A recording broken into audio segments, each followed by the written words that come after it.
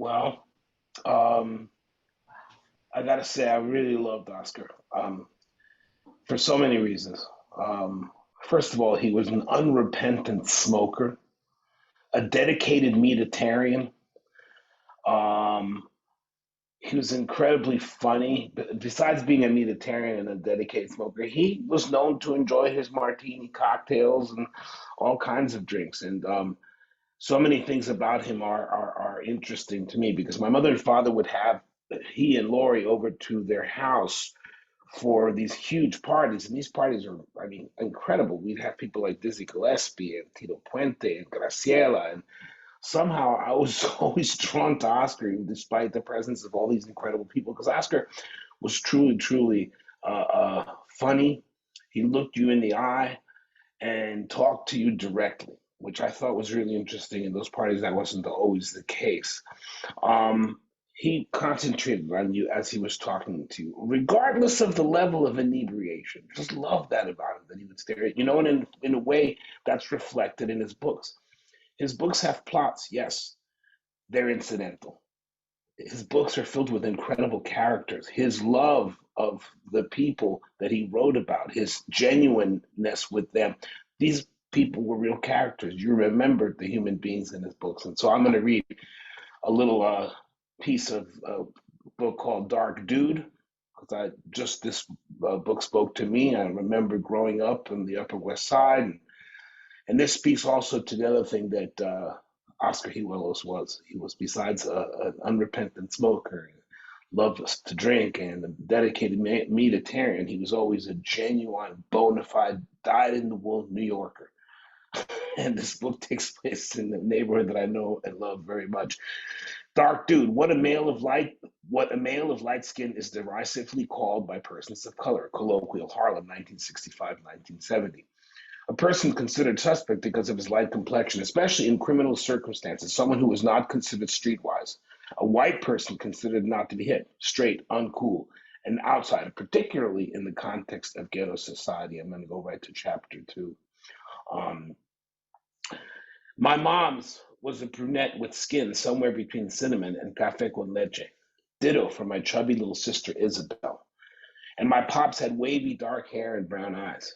Then there was me, hazel eyes, blonde hair, fair skin, and freckles, for God's sake. The odd one out, and in glasses.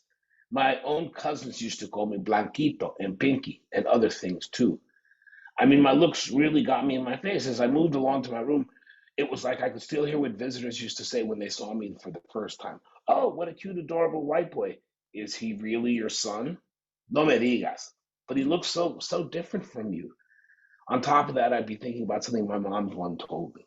Mama, I had asked her, how come I look so different? ¿Qué? She asked me in Spanish. Why am I so pale? Es nada, she told me. It's nothing. You're just lucky, that's all. Tienes que tener orgullo de ser tan blanco. You should be proud to be so white. But how did that happen? How? How does it matter? You'll have an easier time in life. But I wanted to know.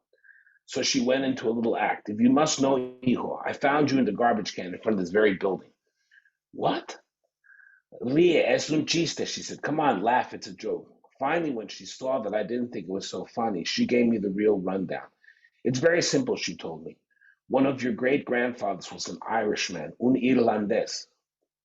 You have his blood, ¿me entiendes? I nodded as it made sense, imagining this blonde haired Irishman 100 years ago stepping off a ship somewhere in Cuba and marrying into my family line. But I still wondered, why me and no one else?